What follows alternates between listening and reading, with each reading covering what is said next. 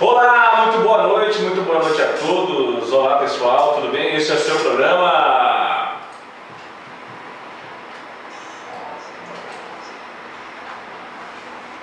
É isso aí. É o nosso programa agora na Rádio Maria. Agora são 19 horas e 3 minutos. E estamos aqui mais uma vez para poder conversarmos com vocês. Lembrando a todos que vocês podem acessar-nos pelo www.radiomaria.net.br. Você também pode acessar aí no Facebook, o Rádio Maria Brasil.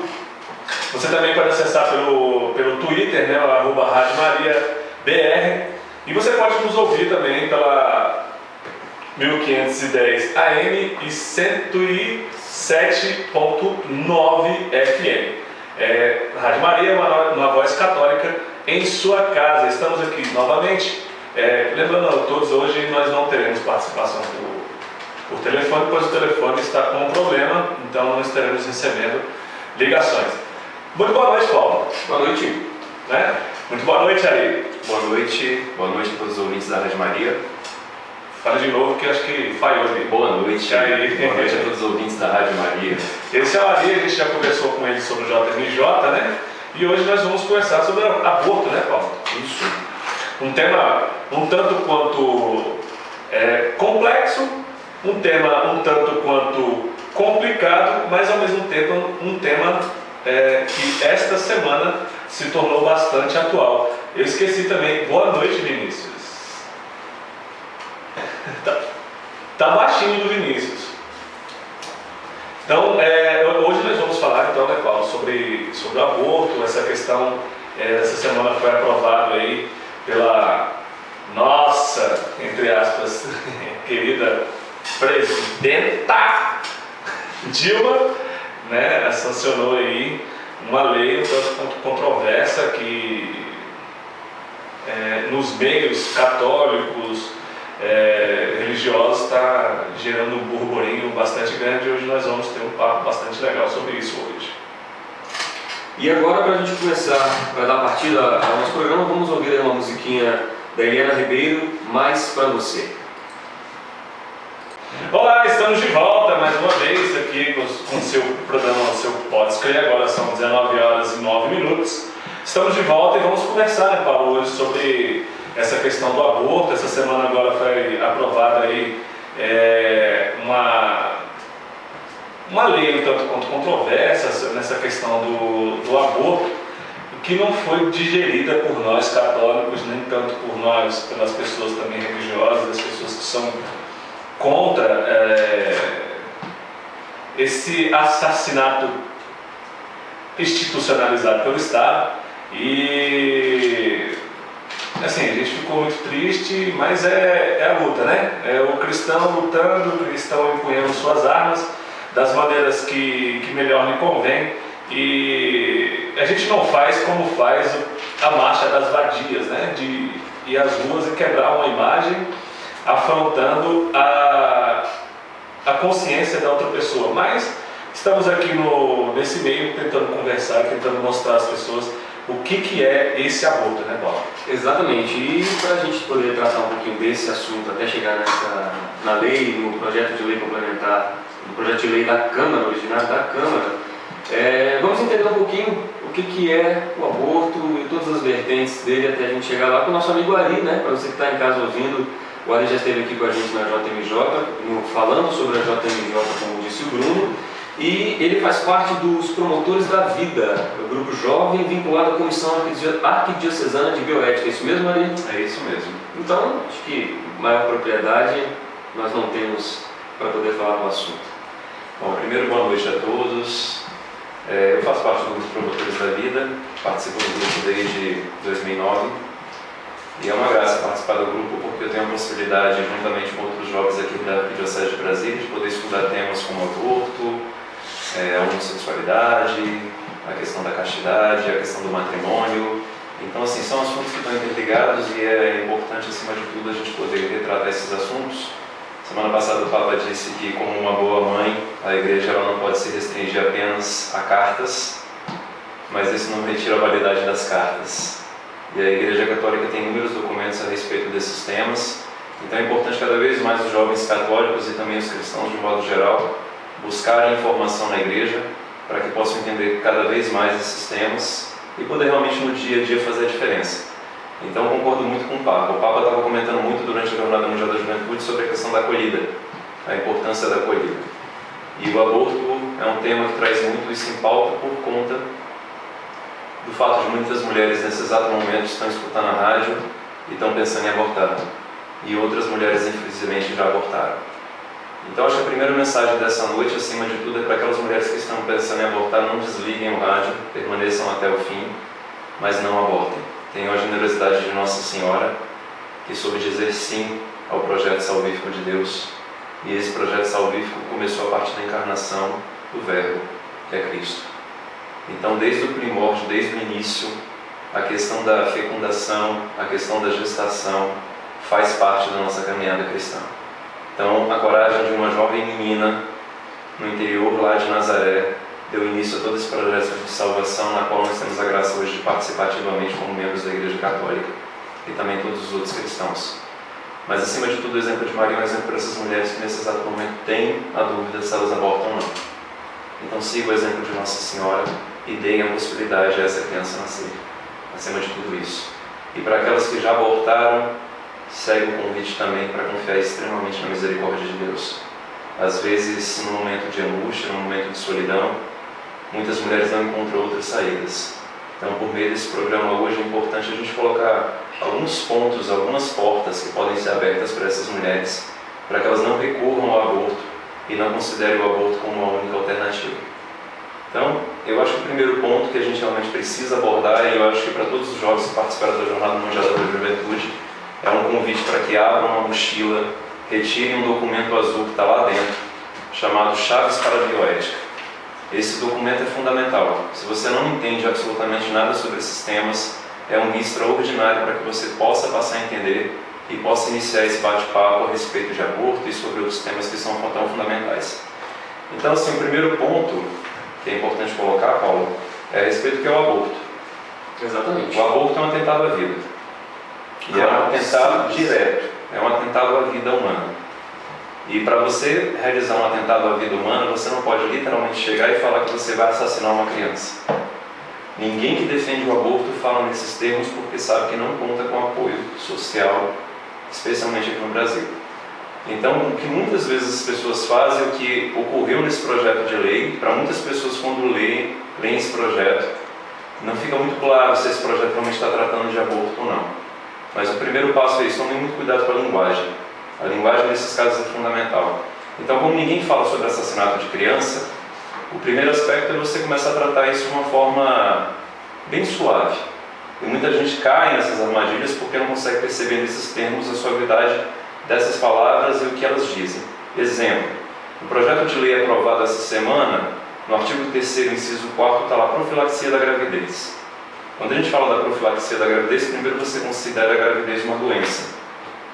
E isso já parte de uma premissa feminista. Muitas feministas consideram realmente a gravidez como uma doença e também como sendo uma forma de você subjugar a mulher a uma situação na qual os homens não precisam passar. Então a gravidez oprime as mulheres. É muito triste dizer isso, mas tem muitas mulheres que acreditam nisso. Então imediatamente se afastam da possibilidade de olhar a gravidez como uma graça. E como retira esse aspecto da graça, de você poder dar vida, ser co-criadora de um outro ser humano, muitas mulheres partem desse pressuposto que a gravidez é uma doença e, acima de tudo, é uma forma de opressão. Então, quando a gente fala profilaxia da gravidez, a gente está considerando a gravidez uma doença e algo a ser evitado a qualquer custo. E aí, nessa questão do a qualquer custo, os jovens podem até abrir um manual que fala as chaves da bioética, que lá vem traçando possibilidades, como você pode abortar.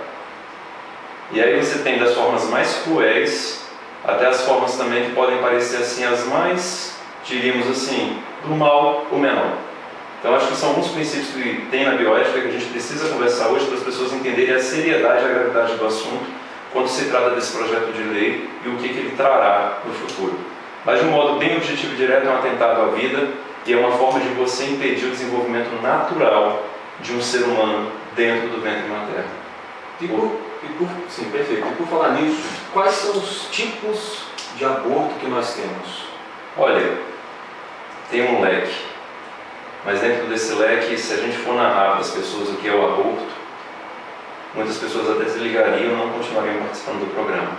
Uma das possibilidades que tem do aborto, e essa tem que ser dita principalmente para as mulheres católicas e para os homens católicos, a pílula. Muitas pessoas consideram que a pílula não é abortiva. E eu não estou falando simplesmente da pílula do dia seguinte, eu estou falando da pílula de modo geral. Então, os contraceptivos orais, as pílulas que são tomadas, elas são abortivas. Então, ao longo dessa semana, muitas pessoas falaram que elas não são, e é importante esclarecer isso porque elas são. E aí as pessoas falam, sempre que uma pessoa toma pílula acontece o aborto? Não. Mas é impossível a gente saber em quais situações o aborto aconteceu ou não. Por quê? A pílula, pelo seu princípio ativo, ela vai alterar a questão da ovulação da mulher. Então ela impede muitas vezes a ovulação, e isso naturalmente impedirá a fecundação.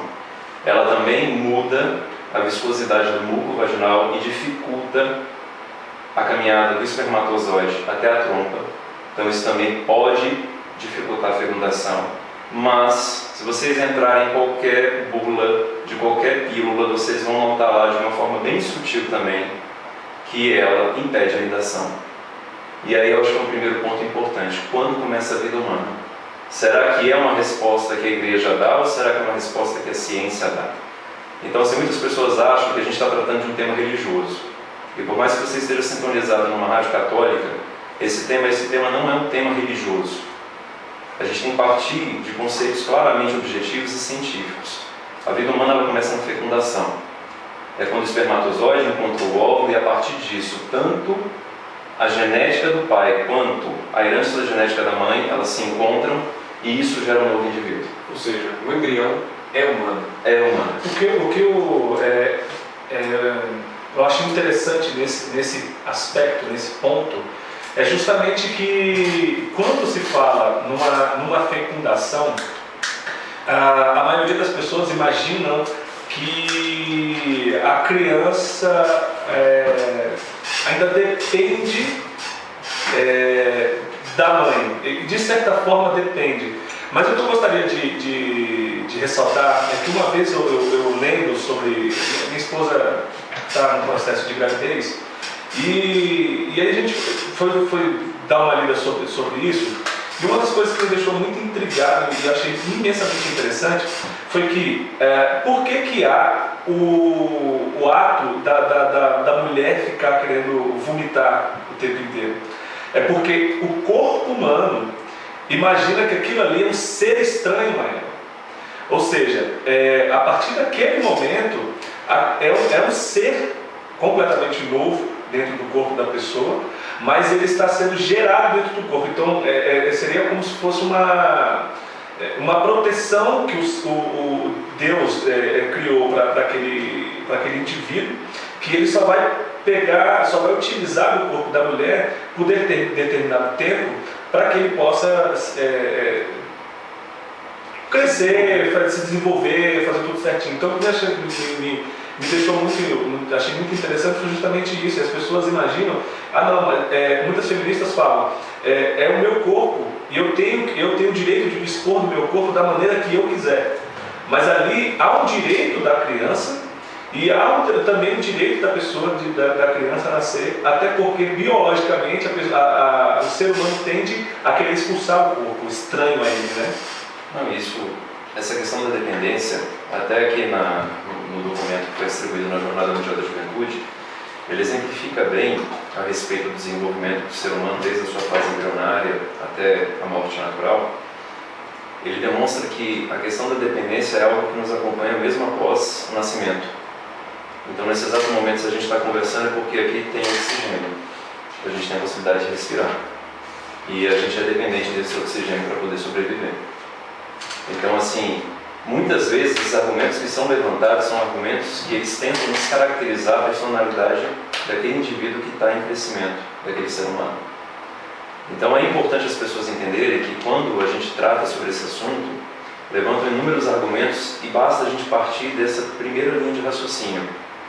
Quando começa a vida humana, e isso é algo que é explicado pela embriologia, tanto é que no trabalho que foi feito durante a Jornada Mundial da Juventude para distribuir réplicas de bebês com 12 semanas de gestação, O objetivo era justamente mostrar para as pessoas como é um ser humano em desenvolvimento. Então, assim, as pessoas que nos escutam, se não acreditam, é muito fácil. Você entra na internet e tenta acessar qualquer site que mostre o desenvolvimento embrionário.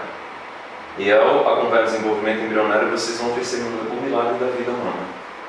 Então, assim, sabendo que a vida ela começa na fecundação, se você tem uma pílula e se você está tomando uma pílula, existe a possibilidade real de realizar um aborto a partir do momento que aquele embrião, a partir do espermatozoide, do óvulo, houve a fecundação, naquele momento nós temos um novo ser humano, e aquele ser humano ele é impedido de se implantar no útero, na parede do útero.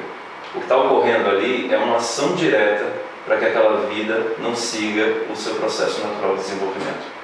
Quando a mulher faz isso, e ela não sabe muitas vezes que faz isso, o aborto ocorreu.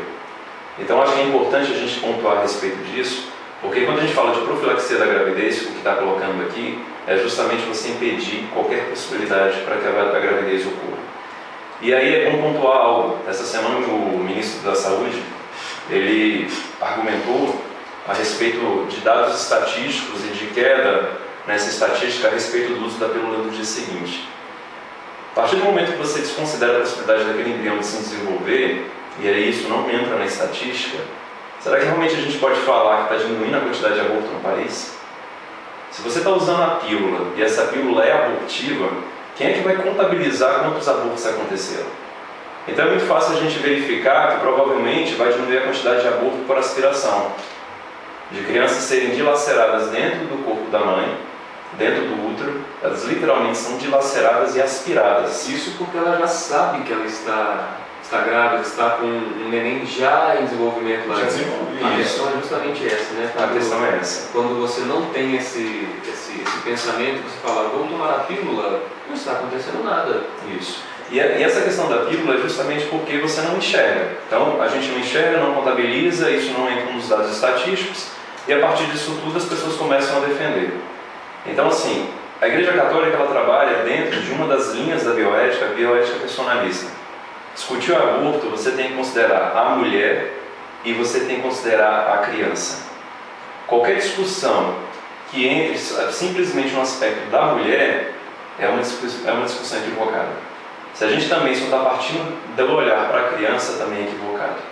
A discussão do aborto ela tem que ser realizada quando você enxerga os dois seres humanos que estão envolvidos nessa relação. São duas pessoas que estão envolvidas. Então a gente não pode encontrar respostas para a mulher se você literalmente desconsidera a criança. E também você não pode encontrar respostas para a criança descaracterizando e desconsiderando a mulher.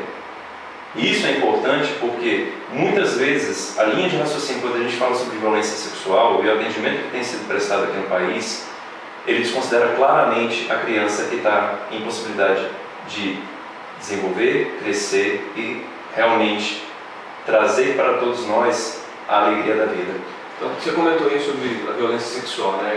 Você falou da pílula e que existem diversas outras maneiras de se fazer esse tipo de aborto. Então, eu posso dizer que a pílula é o método provocado. Tem um método espontâneo, né? Que vai por problemas mesmo de saúde da mulher, e esse provocado. E a interrupção voluntária da gravidez, você falando aí de violência sexual, entra nesse tema também do aborto, né? São vários tópicos que falam sobre isso, não é? São. E assim, quando a gente fala em interrupção voluntária da gravidez, é só a gente parar para tentar entender essas três palavras: interrupção voluntária da gravidez. E aí entra nessa questão, quando é um aborto espontâneo, não é voluntário. E se é voluntário, é assassinato. Então qualquer iniciativa que parta da mulher, ou então do médico que acompanha, ou então realmente de uma pessoa que recomenda você tomar qualquer tipo de produto, ou qualquer outra coisa, uma planta para a mulher abortar, isso é uma intervenção direta naquele processo natural, justamente para você eliminar aquela criança. Então são formas de você tentar justamente destruir a possibilidade daquela criança crescer. Então você vai ter inúmeras formas. Agora, um ponto que é importante ficar claro para todos é isso: a vida humana ela começa na fecundação. Se ela começa na fecundação, pode ser a pílula, pode ser curetagem, pode ser sucção. Você está atuando para que um ser humano não tenha a possibilidade de viver. Por que é tão importante definir isso a partir da embriologia? Se não começa na fecundação, quando começa a vida humana então? Ou seja, a gente nunca é exagerado, né? Não vai ter nenhum momento. Porque você começa a discutir que poderia ser na 12ª semana. Você poderia colocar um critério a partir quando o coração começa a bater. Ou então pode chegar ao absurdo, como já está acontecendo em alguns países que legalizaram o aborto, que crianças, assim, na iminência do nascimento, elas estão sendo assassinadas. Porque tem pessoas que defendem que a vida ela só começa após o nascimento. Aí eu pergunto para qualquer mulher que já engravidou, qualquer mulher que teve a possibilidade de sentir o seu filho mexendo dentro do seu ventre, o que é que está acontecendo dentro do seu ventre? É uma coisa? O que pode ser possível nascer a partir de um homem e uma mulher? Um animal? Só pode ser um ser humano. Então, se algumas coisas elas têm que ficar muito claras, por mais duras que elas sejam, porque enquanto a gente fica usando termos duvidosos ou então sutis, as pessoas ficam em dúvida para saber o que é. Por isso que a questão da defesa da vida humana ela é fundamental. E é justamente por isso que Madre Teresa de Calcutá, uma vez no discurso da ONU, ela disse que se um Estado é incapaz de defender a vida nascente, como ele pode defender e lutar pela paz? Como? Infelizmente foi isso que aconteceu essa semana aqui no país. Quando a gente entra nesse aspecto, aí a gente começa a entender por que temos lutado tanto para que não tenha essa possibilidade de você ter acesso à pílula. Aí muitas pessoas que estão ouvindo, muitas mulheres católicas que usam a pílula podem estar se perguntando, tudo bem, mas e aí, como é que eu fico? Eu vou ter milhares de filhos? É assim que funciona então? Por isso que eu faço um convite a todas as pessoas que estão ouvindo hoje a Rádio Maria, que tenham a coragem de entrar na internet e digitar lá, métodos naturais. Aqui em Brasília tem uma equipe de métodos naturais que trabalha já pelo menos 2 ou 3 anos, não sei ao certo quanto tempo eles estão atuando. Tem inúmeros casais espalhados pela cidade e esses casais estão à disposição para poder ajudar e explicar como funciona o método natural. Porque isso se chama maternidade responsável. E isso é algo defendido pela Igreja Católica porque a vida ela precisa ser desejada. Infelizmente hoje cada vez mais as pessoas buscam a qualquer custo evitar uma nova vida. Então, como a gente está nessa mentalidade de controle do nascimento, uma mentalidade promotora da morte, é por isso que muitas vezes quando as mulheres se veem nessas situações na qual elas não desejaram a gravidez, elas pensam claramente no aborto. E aí por isso também que depois eu queria até ler um trecho escrito pelo Papa Paulo VI a respeito sobre a sexualidade humana. Um alerta que ele fez lá atrás a respeito da questão dos métodos contraceptivos artificiais. O Papa lá na década de 60 ele já falava sobre isso. E hoje a gente está vendo o reflexo de uma sexualidade desordenada. Ari, o que me deixa... o que eu gosto, na verdade eu não gosto, né? O que eu imagino disso tudo e que eu refleti um pouco sobre isso, hoje tem muito forte na minha cabeça que nós passamos por um processo, a sociedade como um todo, isso é qualquer sociedade, seja ela capitalista, seja ela socialista, o que seja, nós estamos passando por um processo muito grande de descarte. Tanto um descarte dentro de uma empresa onde estamos nós 3 trabalhando, e se eu não estou muito afim de trabalhar contigo, eu viro para o Paulo e falo assim, ou ele ou eu. Ou quando eu estou tomando meu copo num copo descartável, minha água num copo descartável, quando eu uso meu tênis, eu não quero mais usar aquele tênis e eu troco ele. As pessoas estão com medo, não de sofrer, mas as pessoas estão tentando antecipar um sofrimento que às vezes não se traduz na verdade, que aquilo ali é um sofrimento. Por que eu falo isso? Muitas vezes as pessoas olham e falam assim, caramba, e agora? Eu estou com 18 anos, ou sei lá, eu estou com 30 anos e estou com 6 filhos. Né? Então, eu vou optar por não ter esse menino, essa criança.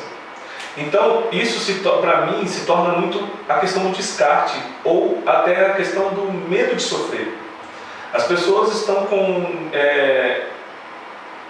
tudo na sociedade hoje é dizendo assim, cara, você não precisa sofrer, tudo carpedinho. Aproveite, viva a vida, mas viva a sua vida. Não tente entender como a outra pessoa vive, sabe? Hoje em dia o egoísmo, a vaidade está tão em voga que eu não preciso me preocupar com você, por isso que a gente tem tantos mendigos por aí. Eu não vou colocar essa criança para adoção, mas se eu tenho uma criança na adoção, eu não vou lá porque eu quero uma criança de olho verde, uma criança branquinha, eu não vou pegar um negro porque não cola. Então, o excesso de liberdade que está ocorrendo, para mim, na minha cabeça, fica muito isso, sabe? É o medo de sofrer, é o medo de eu quero minha liberdade ao extremo, eu tenho que escolher, e justamente, cara, aquele ponto que você falou que as feministas estão fazendo muito, é o meu corpo, eu vou decidir o que eu quero na minha vida e eu não quero ter esse menino. E a gente não entende que aquilo ali é um desígnio, aquilo ali é uma vontade, aquilo ali é uma coisa que aconteceu, que deve ser enfrentada como aconteceu, sei lá, como se fosse um corte que você aconteceu no seu braço, você vai ter que curar, ou você não vai ter que resolver aquilo. Então, é isso que acontece. Para mim é muito isso, sabe, né? Ter a sociedade do descarte. Só para você que está em casa aí ter um pouquinho de informação, a UFRJ fez uma pesquisa onde ela chegou-se à conclusão que no mundo inteiro, foi de 96 a 2011 a pesquisa, 50 milhões de abortos foram praticados. Ou seja, foram 50 milhões de vidas insubstituíveis e únicas que não vieram à vida, que não tiveram a chance de nascer. Pessoal, vocês que estão em casa aí agora nesse momento, vocês devem estar reparando que está muito seco o tempo, né? Então a gente vai dar um tempinho aqui para a gente tomar uma água. Vamos ver uma música agora aí, Deixe-me Nascer, da Celina Borges. Olá, boa noite novamente, né? Estamos aqui de volta então, agora são 19 horas e 38 minutos. Esse é o programa Pode Crer. Então, a gente hoje não está com participação por telefone, então você está aí só nos ouvindo e para a gente é muito importante. Ari, por favor, responda o meu questionamento. Eu tinha falado sobre a questão da teoria do descarte, né? Sim. É fundamental falar sobre isso, ainda mais em relação ao tema do aborto. E aí eu queria puxar o gancho do Papa Paulo VI na carta encíclica Humanae Vitae. É uma carta, mas é uma carta extremamente amorosa de uma mãe que cuida. E o Papa em 68 ele escrevia algo que eu posso até dizer profético. Essa carta, Humanae Vitae, para quem não conhece, era uma resposta da Igreja a respeito da consulta sobre o uso ou não da pílula e de outros métodos também contraceptivos.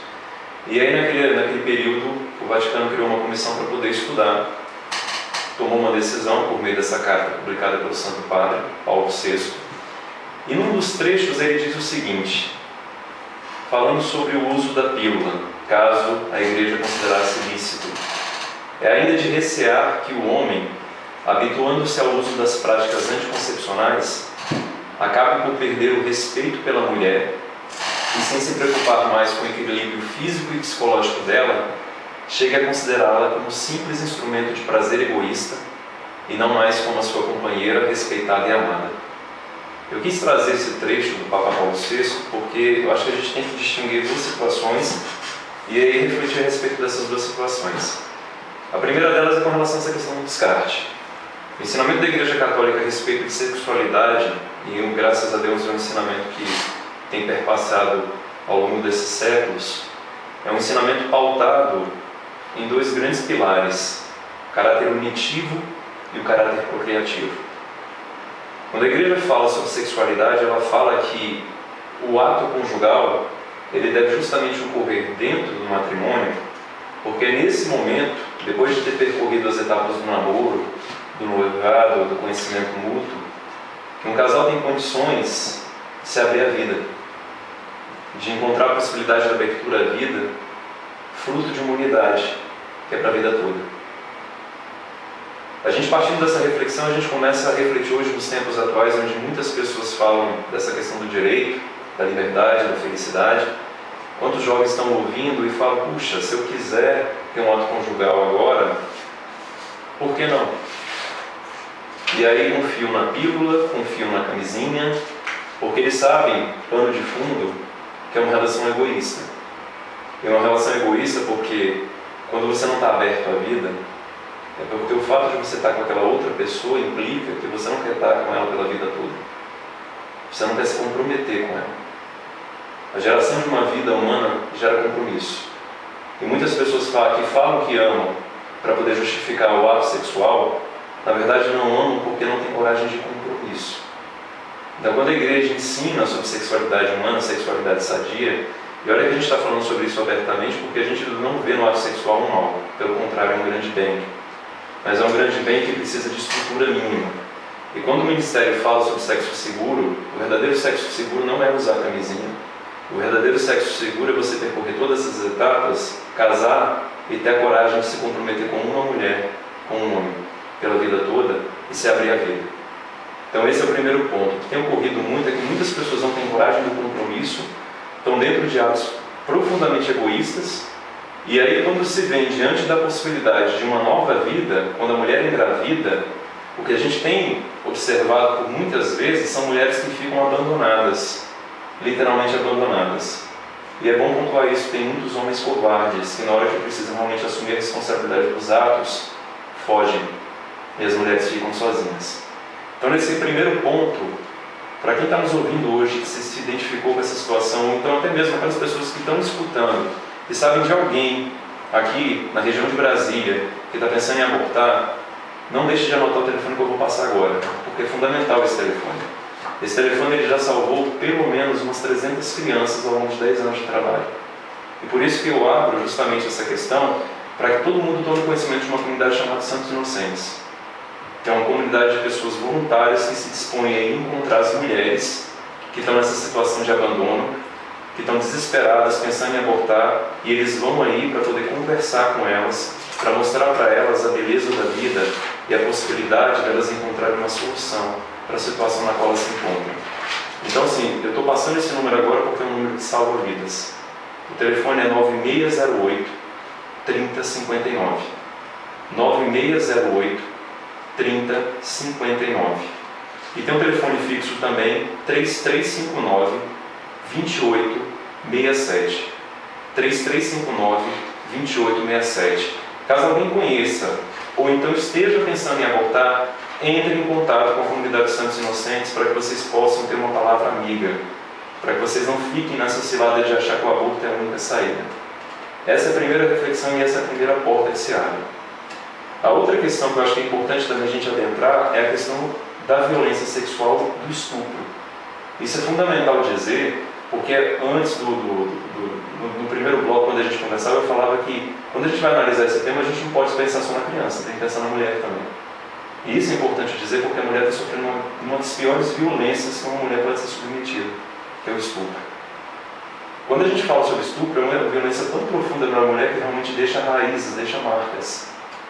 E quando a gente fala que ela realmente precisa de um acompanhamento psicológico, um acompanhamento médico, isso é um fato. A mulher realmente precisa de ajuda depois do estupro. Agora, quando você parte dessa linha de raciocínio que a gravidez não pode ocorrer em hipótese nenhuma, a gente está tendo um olhar somente na mulher. E aí a gente está correndo o risco de gerar uma violência tão grave quanto o estupro. Eliminar uma criança que não tem culpa de absolutamente nada. Mesmo ela tendo sido gerada durante um ato de violência sexual, aquela criança não tem culpa de nada. A mulher tem todo o direito do mundo de não querer realmente ter essa criança para o resto da vida ao lado dela. Mas assim, direito de eliminar aquela vida ela não tem. Porque é uma outra vida, como você bem salientava. É uma outra vida humana. Por isso que uma mulher já levar a gestação a termo e ter a possibilidade de colocar essa criança para adoção é uma grande graça. É uma forma muito clara de você se abrir a possibilidade de superar aquele primeiro trauma que foi o estupro. Quando as pessoas defendem que a solução para isso é você evitar a qualquer custo a gravidez, tem muitas mulheres que se colocam numa situação muito trágica, que é essa situação da síndrome pós-aborto, e ninguém fala sobre isso. Porque até ela abortar, ela conta com o apoio de todas essas minorias, diríamos assim. Depois que ela aborta, ela está numa situação de solidão. E tem mulheres que estão escutando a gente nesse exato momento que sabem do que eu estou falando. Não é pelo fato de eu ser homem que isso não é um fato. As mulheres ficam só. E elas, depois de terem sofrido a primeira violência, que foi o estupro, elas precisam conviver sozinhas com a segunda violência de saber que o filho foi assassinado. E foi assassinado com o consentimento dela. Por isso que quando a gente começa a buscar o que culmina a questão de você abrir a possibilidade do aborto para uma mulher que foi estuprada, você vai descobrir mulheres que têm maior inclinação e tendência para ter depressão, pensamentos suicidas, problemas psiquiátricos. Pergunta para uma mulher que já abortou como é conviver com isso o resto da vida. É muita questão assim de panfletagem, de você chegar e falar que é o melhor dos mundos, e não é. Conviver com isso o resto da vida é trágico. E quem defende o aborto não está acompanhando essas mulheres depois que elas abortam. E elas ficam só para conviver com essa realidade pelo resto da vida. E outra coisa a mais, pela legislação brasileira, o estuprador, ele nunca é condenado à pena de morte. Nunca. No caso, quando a gente dá a pílula do dia seguinte, se aquela criança conseguiu romper a primeira barreira, que foi a dificuldade de não ter ovulação, depois teve a segunda barreira, que foi a questão do espermatozoide não chegar, mas se ainda assim a vida ocorreu, a pílula do dia seguinte, quando ela impede a anidação, o que está ocorrendo ali é uma declaração de pena de morte para aquela criança que não tem culpa da violência sexual que a mãe dela sofreu. Agora, você falando ali sobre essa questão da violência sexual, o PLC 03 de 2013, ele veio justamente para isso. Ele tenta regularizar uma norma técnica que já existe, que é a norma técnica de prevenção e tratamento dos agravos resultantes da violência sexual contra mulheres e adolescentes. Para você que está nos ouvindo, essa norma técnica ela já é atendida em 64 hospitais do nosso Brasil inteiro. É pouquíssimo, 64 hospitais que já atendem, por assim se dizer, o aborto. Porque nela fala exatamente o que?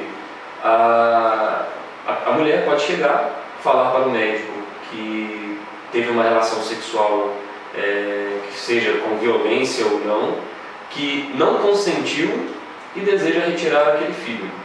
O médico não pode questionar, o médico não pode pedir corpo de delito para que ela venha ao ML, porque seria algo pior para a mulher se ele fizesse isso.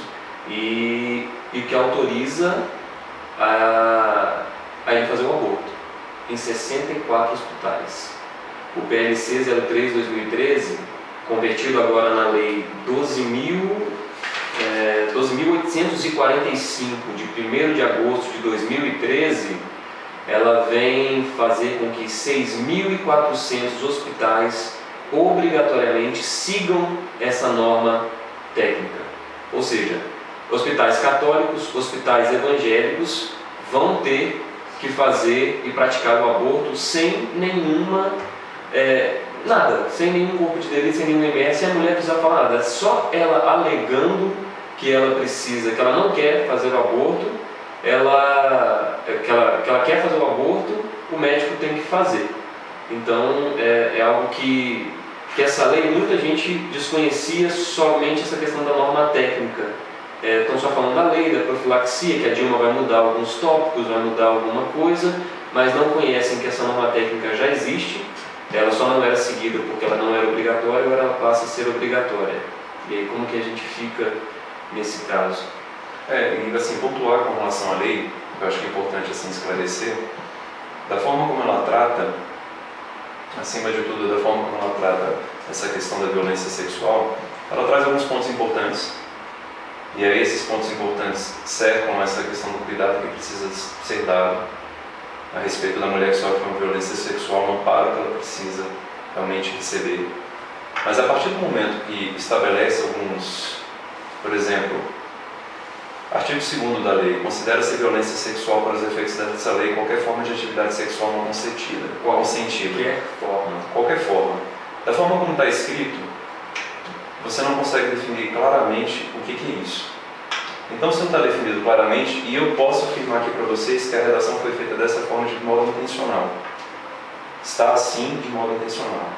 Da forma como está escrita, você caracteriza qualquer possibilidade.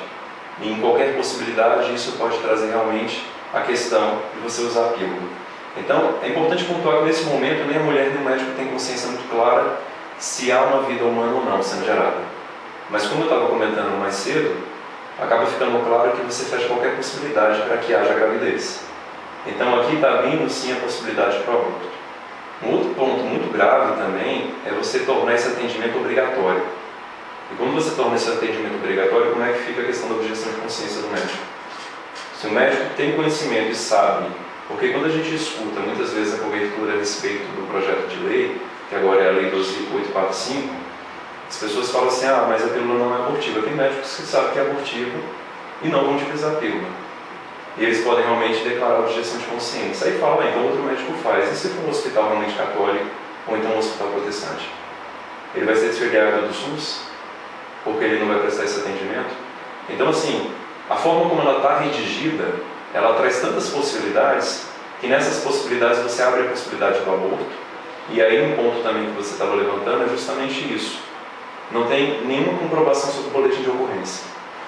Aí falam, mas a mulher nessa situação, ela fica realmente em uma situação degradante. Então se invista em delegacias especializadas em mulheres, para que elas possam ter um atendimento humanizado dentro das delegacias de polícia. Porque não pode ser uma situação de vamos confiar plenamente na palavra. Porque da mesma forma que tem pessoas que sofreram violência, tem pessoas que não sofreram violência. Então buscando a possibilidade realmente de não correr o risco de engravidar. Se a gente só para olhar para o lado daquelas pessoas que sofreram violência e esquece o outro lado da situação humana, muitas vezes, que mente sim, a gente acredita piamente que essa lei só vai realmente ter o alcance que eles imaginam. Na verdade não vai. Ela abre possibilidade para qualquer mulher, em qualquer situação, poder realmente buscar a possibilidade do aborto. Só uma coisa bem rápida a respeito da lei, que é importante também trazer. Nessa questão toda da discussão, se a Presidente da República discordava da redação tanto do artigo 2º e dos incisos do artigo 3º, tivesse tido a coragem de vetar. Essa história de mandar medida provisória para o Congresso Nacional, na verdade o que foi feito foi simplesmente não houve coragem da Presidente da República de vetar algo que estava dúbio, e ela encaminhou isso para o Congresso para ela não ficar com peso político de tomar essa iniciativa. Porque a Presidente sabia que se ela tomasse uma decisão de veto, ela estava indo contrário às organizações feministas. Se ela não vetasse, ela estava indo contra os grupos religiosos. E ela não teve a coragem de vetar. Bom, gente, infelizmente, o nosso programa está finalizando. Esse tempinho foi muito bom, Ari. Agradeço novamente a sua presença aqui. Quando a gente puder retomar esse assunto, a gente retoma. É isso aí, gente. Vocês que estão em casa aí nos ouvindo, se vocês conhecem alguém, peguem o telefone, nós vamos colocar aí no site. E entrem em contato, não deixem isso acontecer. Aborto é crime e são vidas que nós estamos desperdiçando. É isso aí. Ari, eu gostaria de juntamente com você, dizer às outras pessoas que pensem no que você vai fazer no futuro, porque as ações de hoje podem repercutir no futuro. Diga a sua última palavra aí e vamos embora. Bom, eu quero agradecer ao convite, estou à disposição para outros temas, para esse mesmo tema. E só uma última mensagem, não existe aborto legal no país. E isso eu estou falando aqui na Rádio Maria para o senhor Gilberto Carvalho, quando ele falou em aborto legal, não existe aborto legal no país. Toda e qualquer forma de aborto é crime. Em 2, 3 casos não há pena. Mas existe uma diferença brutal em ser legalizado e em ser despenalizado. Então, senhor Gilberto Carvalho, em qualquer situação, aborto é crime no país. É isso aí, pessoal. Muito obrigado. Pensem bastante antes de fazer alguma coisa. Se vocês têm um telefone aí por causa de aborto, se você estiver pensando. Então, fiquem com Deus. Tchau, tchau.